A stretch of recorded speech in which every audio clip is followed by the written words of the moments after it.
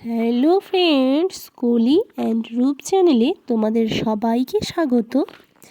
আমি আবারও চলে এসেছি আরও একটি নতুন রেসিপি নিয়ে। আজকের রেসিপি বাটা মাছের ঝাল। তো এই বাটা মাছের ঝাল আমি কিভাবে তৈরি করি সেটাই একবার তোমাদেরকে দেখাতে চলেছি। আশা করি তোমাদেরও ভালো লাগবে। তো রেসিপিটা যাতে ভালো লাগে সেই জন্য তোমাদেরকে ভিডিওটা দেখতে হবে। তো স্কিপ না করে পুরো ভিডিওটা তোমরা দেখতে থাকো, আশা করি ভালো লাগবে। তো চলো বন্ধুরা, দেখে নেওয়া যাক বাটা মাছের ঝাল কিভাবে তৈরি করি, সেটাই আজকে করে দেখাবো। বাটা মাছের ঝাল তৈরি করার জন্য এখানে আমি 4 পিস বাটা মাছ নিয়ে নিয়েছি। আর এখানে দেখতেই পাচ্ছ বন্ধুরা, বাটা মাছের সাইজটা বেশ অনেকটাই বড়। তো আমি ভালো করে ধুয়ে পরিষ্কার করে এখানে নিয়ে নিয়েছি। আর এখন এখানে মাছের মধ্যে দিয়ে দিচ্ছি হাফ টেবিল স্পুন নুন, আর এর মধ্যে দিয়ে দিচ্ছি হাফ টেবিল স্পুন হলুদ গুঁড়ো। নুন হলুদ দিয়ে মাছটাকে খুব ভালোভাবে মেখে নেব। তো দেখো এখানে আমার মেখে নেওয়া হয়ে গেছে। এখানে আমি প্যান বসিয়ে দিয়েছি আর এখানে তেলও গরম হয়ে গেছে। তো এখন আমি মাছগুলোকে একে একে ভেজে নিচ্ছি। মাছগুলোকে আমি একদম মিডিয়াম ফ্লেমে ভেজে নেব। আর মাছের দেখো এখানে একটা পাশ ভাজা হয়ে গেছে, তো অপর পাশটাও আমি উল্টে দিচ্ছি। আর সেমভাবেই অপর পাশটাও আমি খুব ভালোভাবে ভেজে নেব। দেখো বন্ধুরা, এখানে আমার মাছগুলো ভাজা হয়ে গেছে। মাছের ঝাল তৈরি করার জন্য এখানে আমি প্যান বসিয়ে দিয়েছি আর এখানে দিয়ে দিচ্ছি 3 টেবিল স্পুন সর্ষের তেল। তো আমি এর পুরো রান্নাটাই সর্ষের তেলে করছি। তো এখানে সবার প্রথমে ফোড়নে দিয়ে দিচ্ছি 2টা শুকনো লঙ্কা আর দিয়ে দিচ্ছি কালো জিরে। তো এই ঝাল টাইপের জিনিসে কালো জিরা ফোড়নটা একটু বেশি ভালো লাগে। তো এখানে দিয়ে দিচ্ছি আমি একটা বেশ বড় সাইজের পেঁয়াজ কুচি।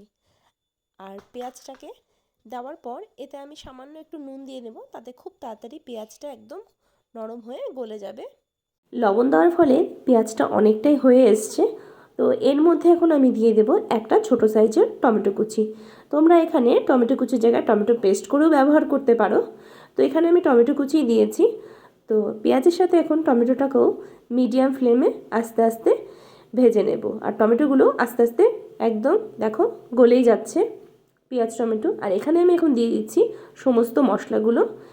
এখানে রয়েছে 1 টেবিল স্পুন লঙ্কা বাটা, হাফ টেবিল স্পুন আদা বাটা, হাফ টেবিল স্পুন জিরের গুঁড়ো, হাফ টেবিল স্পুন ধনে গুঁড়ো, আর আছে স্বাদ মতো নুন।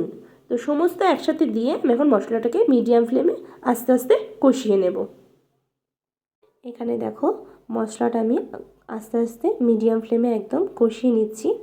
আর এখানে আমি লঙ্কার গুঁড়ো অ্যাড করিনি কালারের জন্য, তো তোমরা চাইলে ব্যবহার করতে পারো। আর এই দেখো বন্ধুরা, মশলাটাও পুরোপুরি কষানো হয়ে গেছে, একদম জল শুকিয়ে গেছে। তো এর মধ্যে এখন আমি জল ব্যবহার করব। আর জলটা খুব অল্প পরিমাণে দেব, যেহেতু এটা গা মাখা ব্যাপারটা থাকবে, সেজন্য খুব বেশি ঝোল দিব না। তো অল্প ঝোল দিয়ে এখন গ্যাসের ফ্লেমটাকে আমি বাড়িয়ে দেব আর এটাকে খুব ভালোভাবে ফুটতে দেব। তো গ্যাসের ফ্লেমটা বাড়িয়ে দেওয়ার ফলে ঝোলটা খুব তাড়াতাড়ি ফুটে গেছে। আর একটু ফুটিয়ে নেওয়ার পর এতে আমি ভেজে রাখা বাটা মাছগুলোকে দিয়ে দিচ্ছি। আর দিয়ে দেওয়ার পর একটু ভালোভাবে নেড়ে চেড়ে নিচ্ছি। তারপর এখন এটাকে আরও 1 থেকে 2 মিনিট আমি মিডিয়াম ফ্লেমে আর একটু ফুটতে দেব।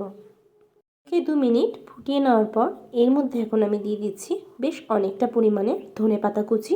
তো ধনেপাতা কুচি দেওয়ার পর সামান্য একটু লো ফ্লেমে রেখে আমরা নামিয়ে নেব। তো আজকের এই বাটা মাছের ঝাল বন্ধুরা তোমাদের কেমন লেগেছে অবশ্যই কমেন্ট বক্সে কমেন্ট করে জানিও। আর যদি আমার এই রেসিপিটি তোমাদের ভালো লেগে থাকে তো প্লিজ আমার চ্যানেলটিকে লাইক শেয়ার করতে ভুলো না। অবশ্যই চ্যানেলটিকে সাবস্ক্রাইব করে দিও আর পাশে থাকা বেল বাটনটিও প্রেস করে দিও, যাতে আমি কোনো ভিডিও পোস্ট করার সঙ্গে সঙ্গেই তোমাদের কাছে নোটিফিকেশান পৌঁছে যায়। তো বন্ধুরা, আবার দেখা হবে আরও একটি নতুন রেসিপির সাথে।